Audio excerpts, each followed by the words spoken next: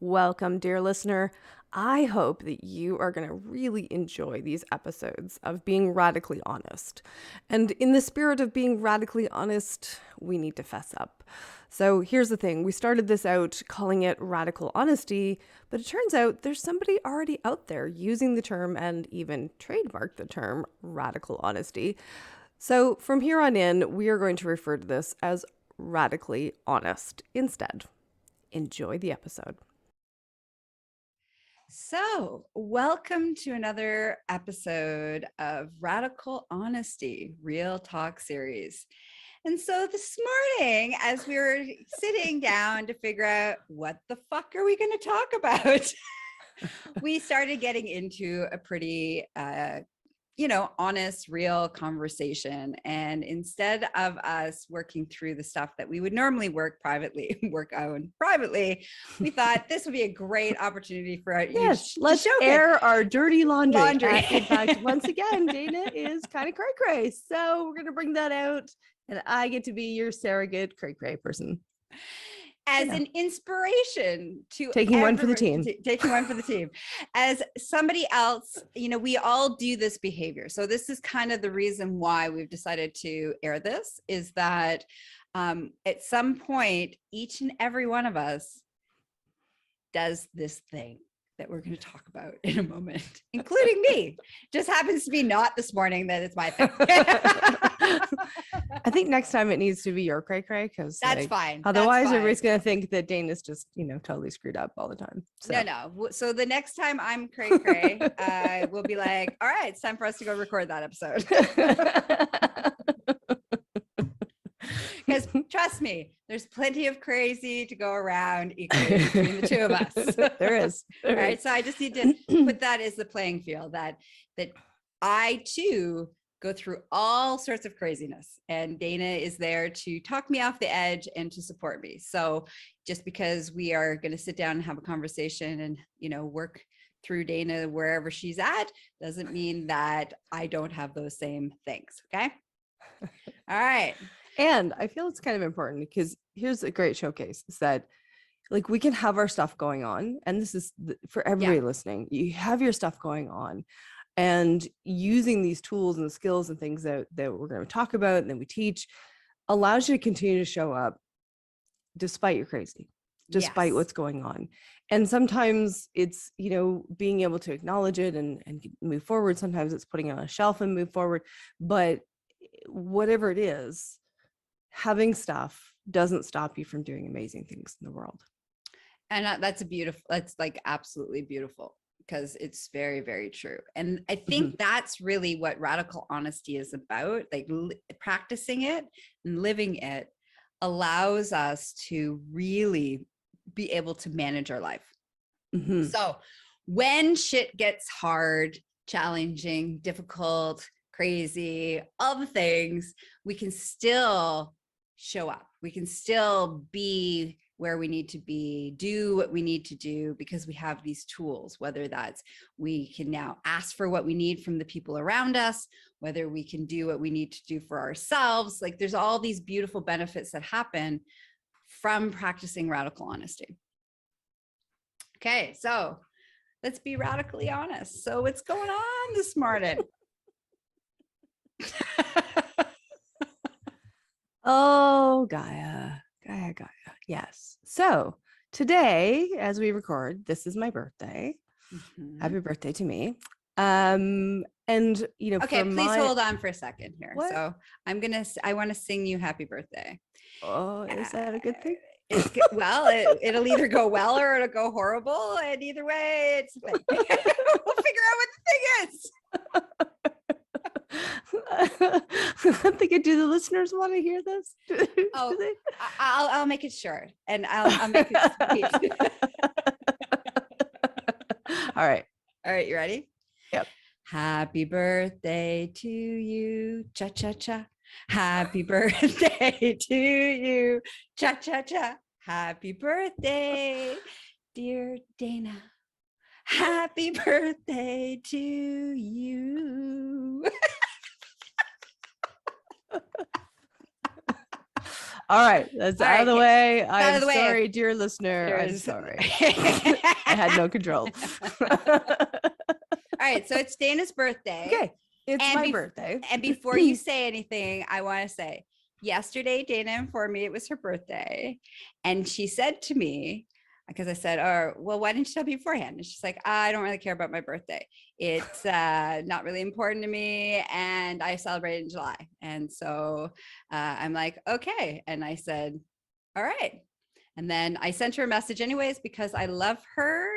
And I send her little love messages every day. So I just added the happy birthday part to the love message.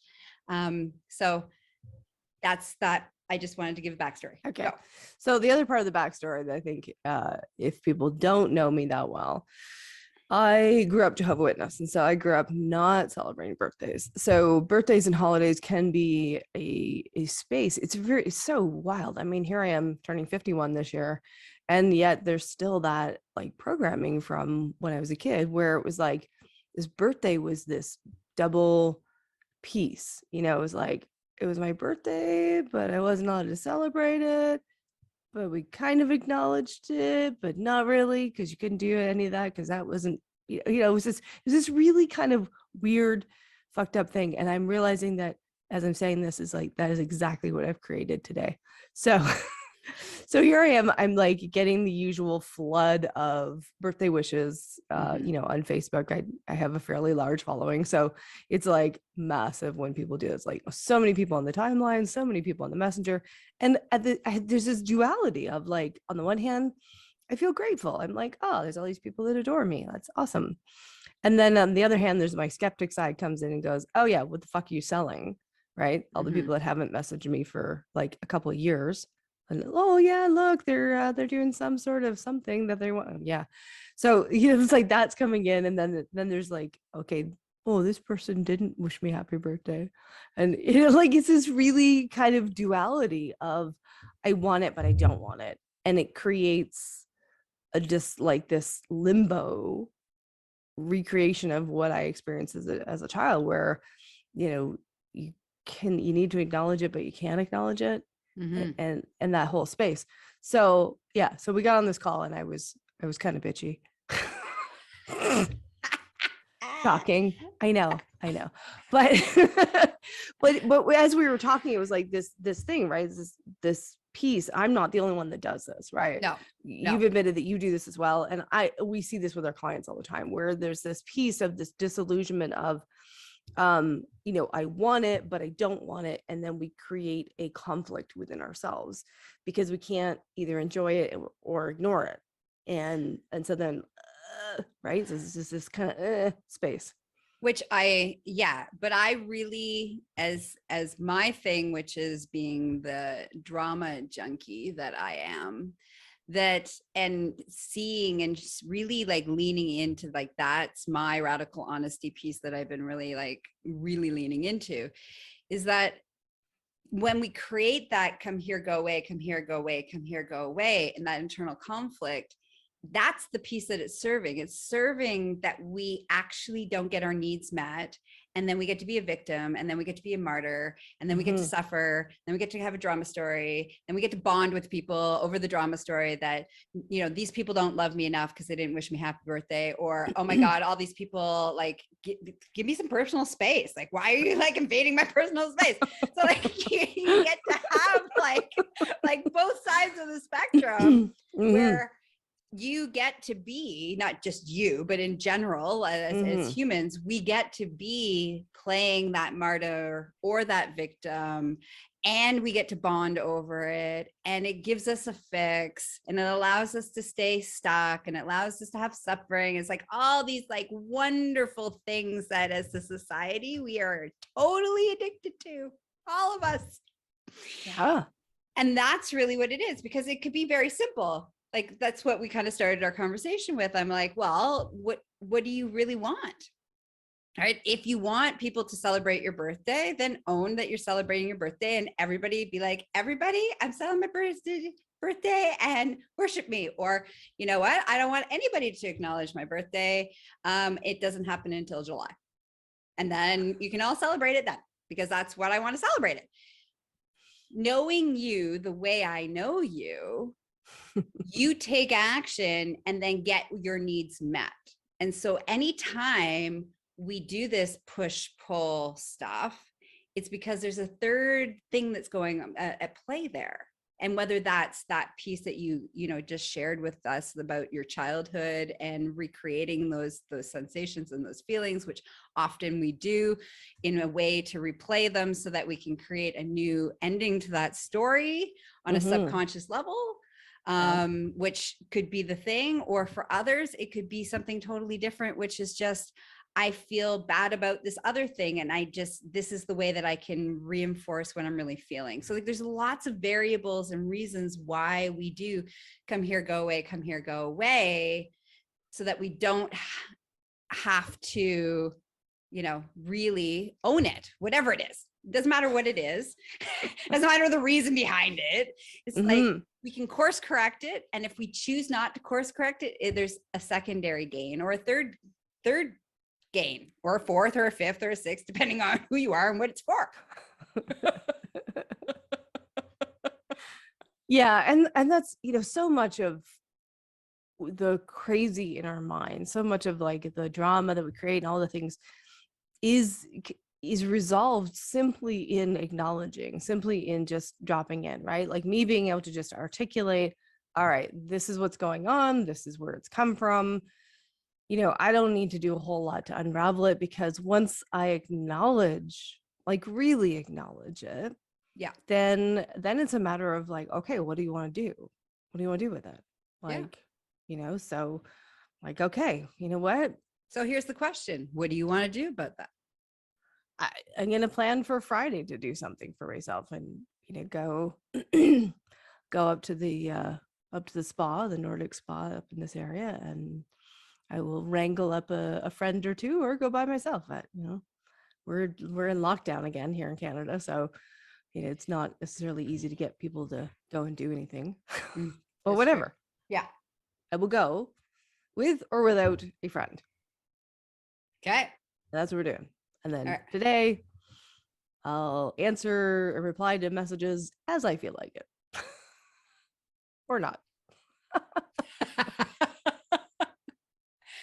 But is there any more feelings attached to it beyond that? Like there was this, like earlier before we started this conversation. No, I think just moving through that articulation has really, it's like, it's still, there's still some things around feeling as far as like, okay, well, it kind of sucks. It sucks that we're in lockdown and that I can't plan a party. It sucks that it's January and it's snow covered, and like, okay, well, whatever. Yes, it sucks, but it's also not, it's not sucking me in like a big drama. It's not like, unlike some other things going on, but which we won't talk about on this show. Right. We were one per episode. One per episode. This is enough. But it is that invitation that for those who are listening, you, the listener, that invitation to just really like talk it out with somebody who will really hold you to being honest, right? Like earlier this morning when I was complaining about the other thing in my life, and I was saying, but the da-da-da-da-da, and you're like, that's a fantasy, that's not reality, and stop deluding yourself. Like you need that person in your life who's just like, I don't like it. I don't like it, but I'm like, that's actually very true. Yes. I can delude myself and say, oh, like this is the way it is, and I get to be so mad at this other person because they're not doing what I want. But when I'm operating from a fantasy perspective, then it's kind of irrelevant whether I'm upset or not, because that's about fantasy, not reality. Yes. Like, together, girl. And that's a good conversation, a good topic to have at some point where we can showcase, I do that too, right? So maybe we'll wait until that shows up in my world recently and then you can be like, aha, there's the moment. Let's get the recording out. Probably tomorrow. Probably tomorrow, or even later this afternoon. Who knows? Possibly. But that whole piece of like, so to bring it back to that piece that you're saying is that it's really crucial to have at least one person in your life that will lovingly, and this is the really important piece of it, is that will lovingly call you out when you are being delusional, or when like it's just not lining up, like you're kind of going around in a circle here, or like what's going on, and or start to notice patterns of that the patterns of whether it's addiction to whatever, whether it's a behavioral pattern that's showing up, like that can notice those pieces and lovingly say, hey, so I've been noticing this thing, and you really want to look at maybe that's what the thing is. Instead of us talking about the surface level, let's go to the root of the conversation. And that is crucial. I think that's the key ingredient. I totally agree, because it bypasses, right? So, we get upset. It's like, okay, something's happened at work, and our staff, oh my goodness, the staff, they're doing this and that. And really being able to step back and go, okay, well, where do you have clear expectations with the staff? Do you have like really being able to like pull back, having somebody else pull back, and instead of just like, oh my goodness, that's awful, they shouldn't be able to do that, and no, right? That's not helpful. Like, it sounds supportive, but it's actually not helpful. But when you let the person vent and then say, okay, can we look at what's going on underneath this? And, taking that step back and saying, hey, here's what's going on. Like, this is showing you that there is a issue in the business that needs to be resolved, or there's an issue in your life that needs to be resolved, or you need to be honest about something.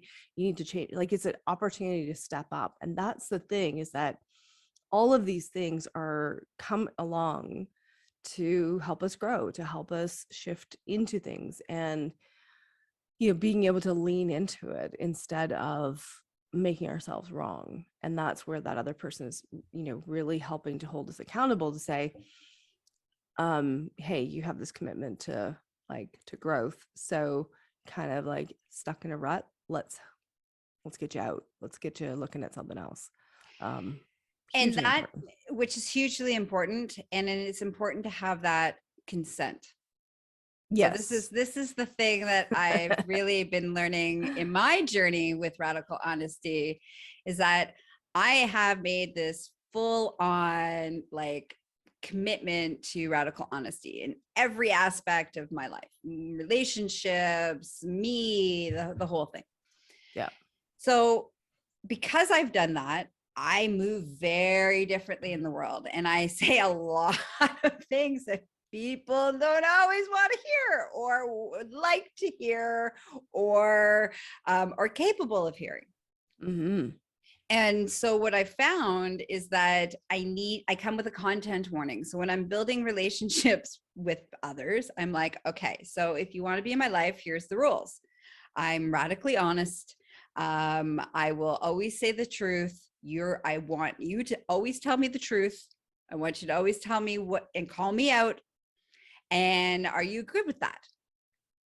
And the people who say yes, great. The people who say no, that means that they can't be in my inner circle, in my life. It just doesn't work. And it's also disrespectful for me to be radically honest with them, because they've asked me not to be.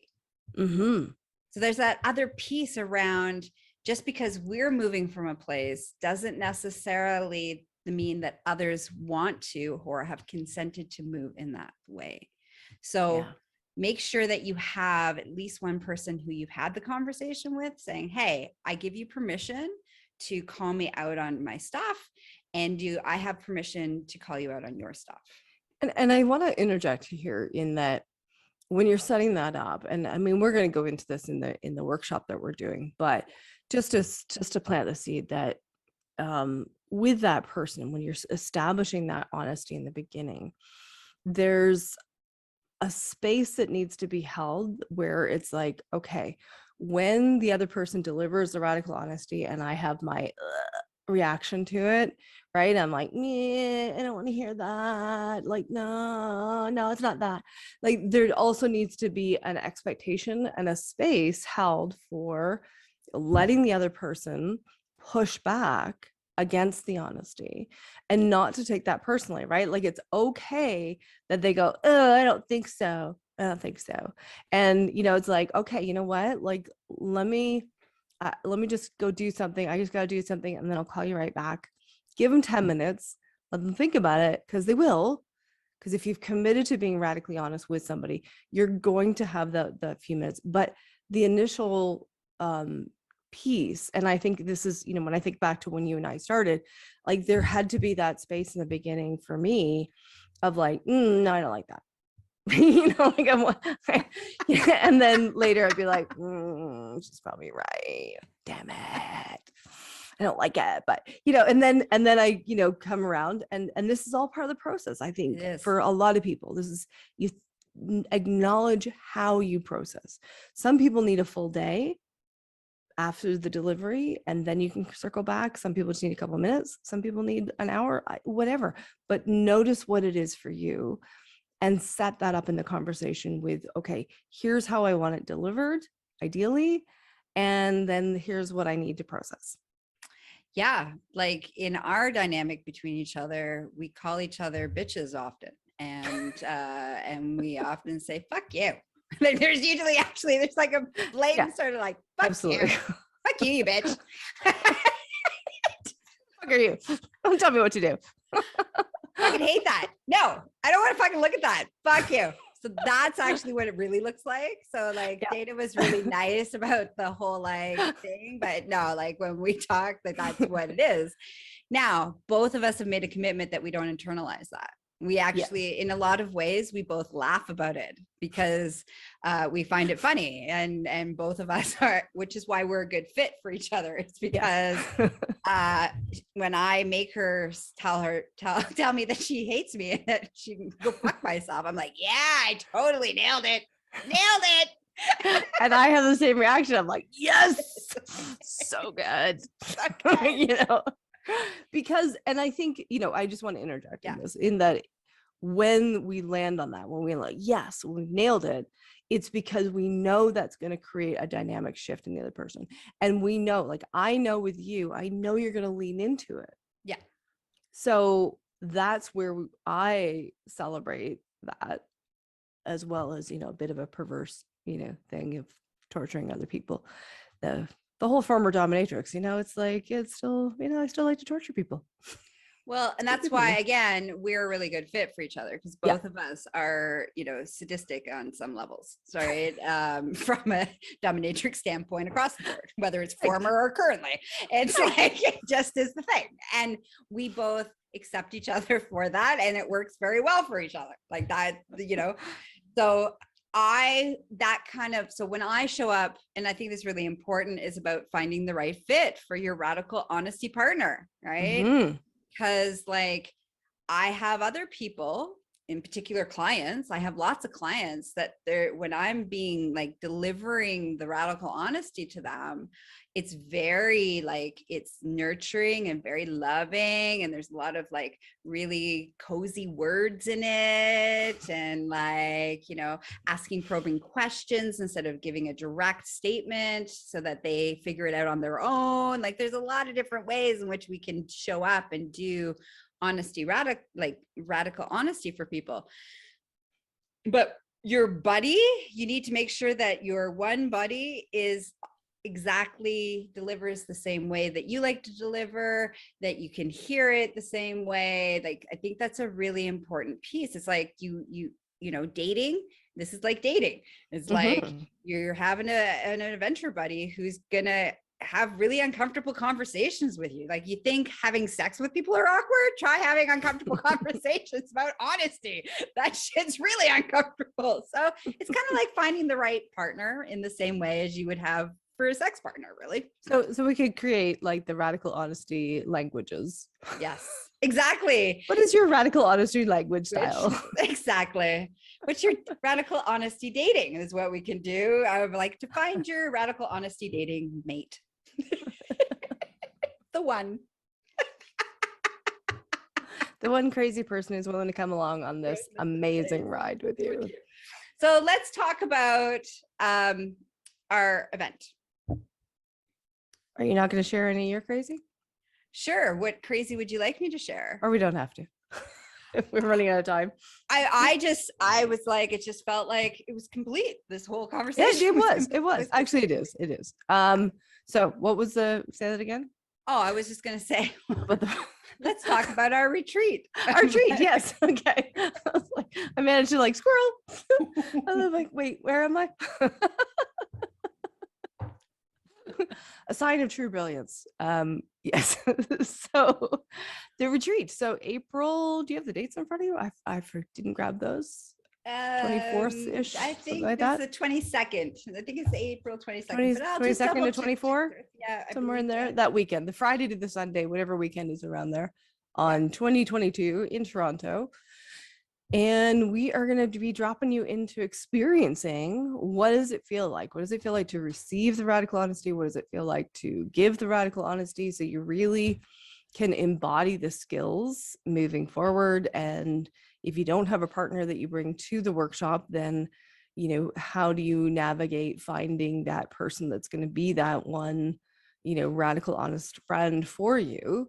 So that you really propel things forward. So this is not a beginner workshop. If you have not done personal development before, please go somewhere else first, and then come see us. I would recommend hiring either one of us. Well, that would work too. Yes. Yes, make some money. Duh. Why are we sending them to other people? Yeah, really. I know that was kind of dumb, wasn't it? Come here, go away. Come here, go away. Come to the workshop, go away because you haven't done enough. No, you definitely want to be ready. You want to have some good amount, and if you feel like you've done all the things, this is a good workshop for you because it will crank things up a whole lot. I don't see anything happening in the personal development world that is truly guiding people to step into a much bigger, honest, an honest perspective that is healthy. Mm-hmm. Shall we say? I think there's a lot of BS out there, and so this is a really great next level for those that feel they've done everything. Yeah, and we really help everybody embody the skills. So it's not just, and this is the thing that I'm very excited about, is that it's not just about us giving you these tools, but these tools, you will eat, sleep, and dream about these tools because you have the opportunity in a safe containment space, in a safe environment, to practice these tools so that when you go out into the world, they are not just a tool that you learned. They are a way in which you move. And I think that's the huge piece of this experience, is that it becomes who you are. You don't learn how to be radically honest. You become radically honest with yourself and the world around you. And it just is how you move. Love it. So yes, I got the dates in front of me. It is April 22nd to the 24th of 2022 near the Toronto airport in a beautiful hotel. We will be practicing all protocols, safety protocols that are at that time. Who knows what those will be? Yep. But there will definitely be rapid testing on site and available for everybody who's participating. So don't be worried about I don't want to register because I want to see what's going to happen. We will make sure that we navigate that together. And if at the event that we need to, looks like, we're going to need to change the dates, then we will move those dates out and we will make that call, if we need to. But we're going to do everything in our power to make sure that we are available and everybody's safe. Yep. And the way things are looking now, it's yes, we're in lockdown right now, but this variant seems to be moving through nice and quickly. So yeah, fingers crossed. Yeah, fingers crossed. The end of January will be back up and running, and everything be starting to open up again. That would be lovely. That would be lovely. So, of course, I may be delusional, but anyway. We're moving forward. This is a small A small group. So we're not hitting the, you know, the venue sizings, restrictions and whatnot. So yeah. So safety and we'll be good.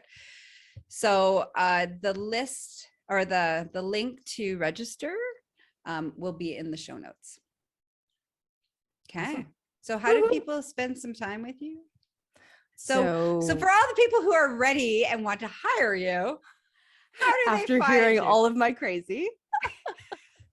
Well, you know, actually it can be an asset, right, to know that the person you're working with works through their own stuff. I think that's actually I think that's a very important piece. So yes. So here's the great thing. My name so easy to find on Google. So Dana and then Pharant.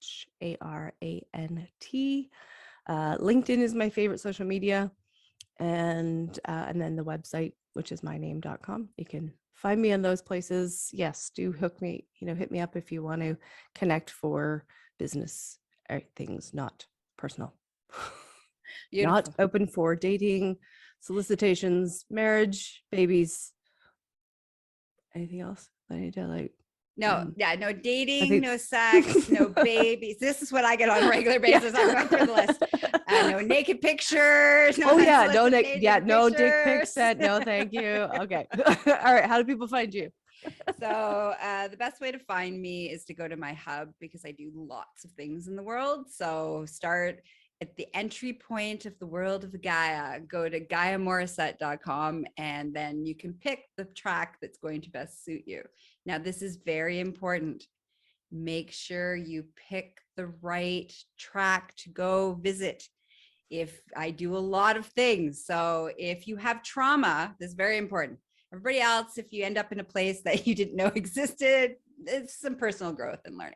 But if you have trauma, please only stay in the trauma safe spaces that I play in. Okay. There's a whole, it says trauma healing. That's the only place you should be. Okay. All right. So GaiaMorrissette.com. And next time, I'm sure I will be on the hotspot, because Dana's not going to let it work out any other way. Knowing her. That's right. That's right. Enough of me showcasing my crazy and moving through it. It is Gaia's time. Yes. And I'm okay with that. Yeah. All right. Okay. Bye-bye.